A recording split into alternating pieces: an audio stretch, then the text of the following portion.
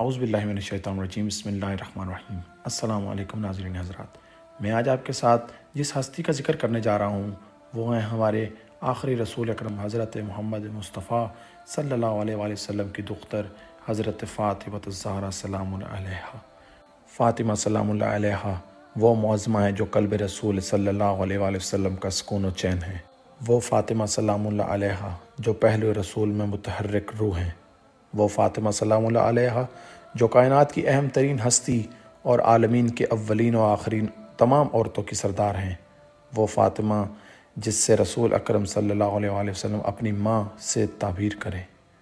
وہ فاطمہ سلام اللہ علیہا جو سورہ کوثر کی عملی تفسیر ہیں۔ وہ فاطمہ سلام اللہ علیہا جو سورہ قدر میں مذکور شب قدر ہیں۔ وہ فاطمہ سلام اللہ علیہا جو صدیقہ کبریٰ سلام اللہ علیہا جو محسنہ اسلام ہے، جن کے گھر کی چار دیواری کے اندر اسلام پروان چڑھا۔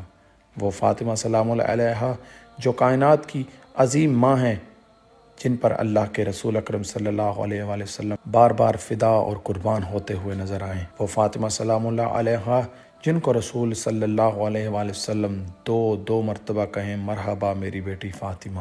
ہم کائنات کی اس عظیم بیٹی، بے مثال زوجہ اور منفرد ماں کی خدمت میں سلام عقیدت پیش کرتے ہیں، جو کائنات کی ماں کے لیے نہ صرف مشغل راہ ہیں بلکہ باعث فخر ہیں۔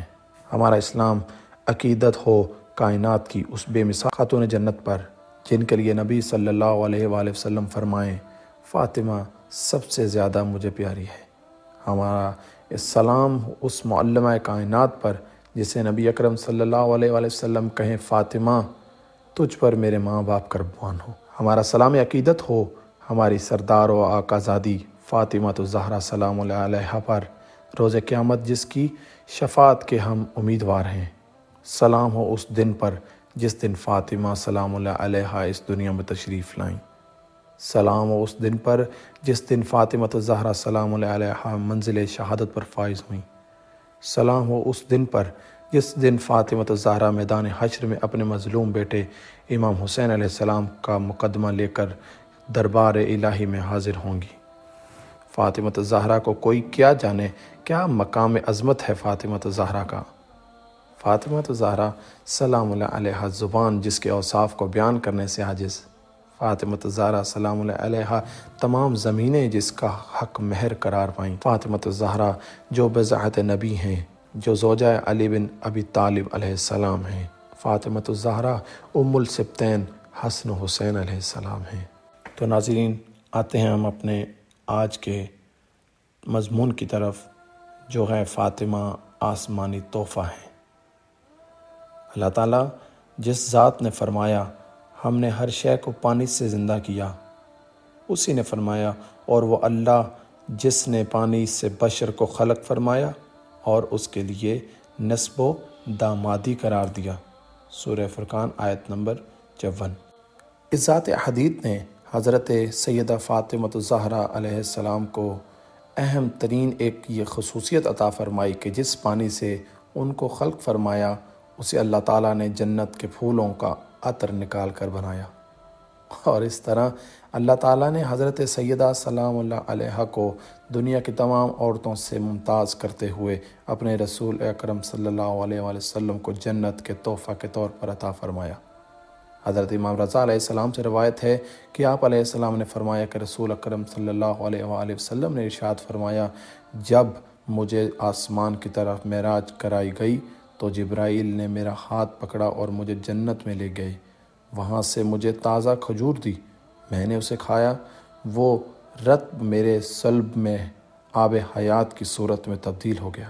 جب میں زمین پر آیا اور خدیجہ علیہ السلام سے ملاقات ہوئی تو اس پاکیزہ پانی کے قطرہ سے خدیجہ نور فاطمہ علیہ السلام کی امینہ بن گئیں۔ اس طرح فاطمہ علیہ السلام انسانی صورت میں حور ہیں۔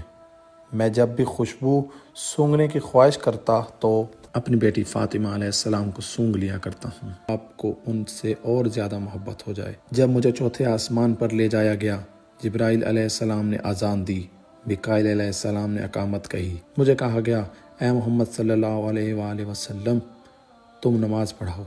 میں نے کہا اے جبرائیل آپ کے ہوتے ہوئے میں آگے بڑھوں؟ اس نے کہا ہاں، اللہ تعالیٰ نے انبیاء اور رسولوں کو مقرب فرشتوں پر فضیلت دی ہے اور آپ کو تو خاص طور پر فضیلت عطا فرمائی ہے۔ میں آگے بڑھا اور میں نے چوتھے آسمان کے مکینوں کو نماز پڑھائی۔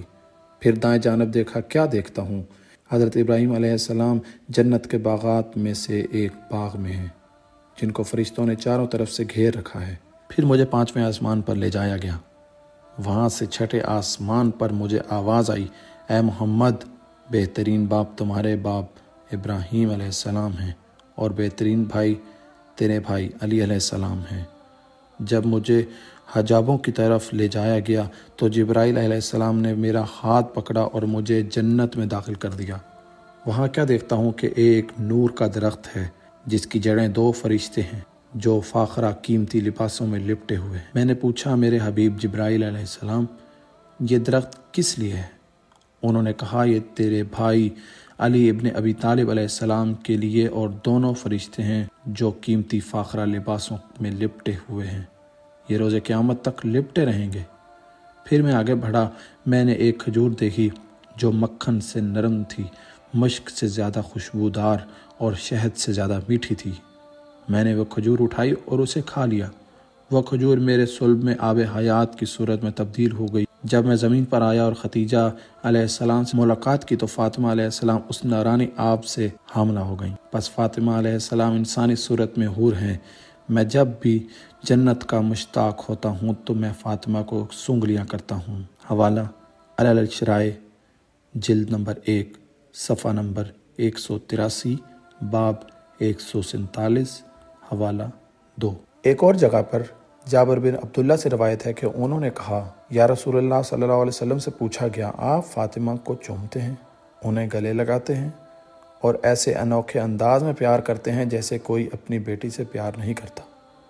آپ صلی اللہ علیہ وآلہ وسلم نے فرمایا، جبرائیل جنت کے سیبوں میں ایک سیب میرے پاس لائے، میں نے اسے کھایا، وہ میرے صلب میں پانی کی صورت میں تبدیل ہوا۔ میں نے خدیجہ علیہ السلام سے ملاقات کی جس سے خدیجہ علیہ السلام فاطمہ علیہ السلام کے وجود مبارک سے حاملہ ہوئیں، میں ان سے جنت کی خوشبو سونگھتا ہوں۔ حوالہ بحار الانوار، جلد نمبر 3، صفحہ 5، باب 1، حوالہ 4۔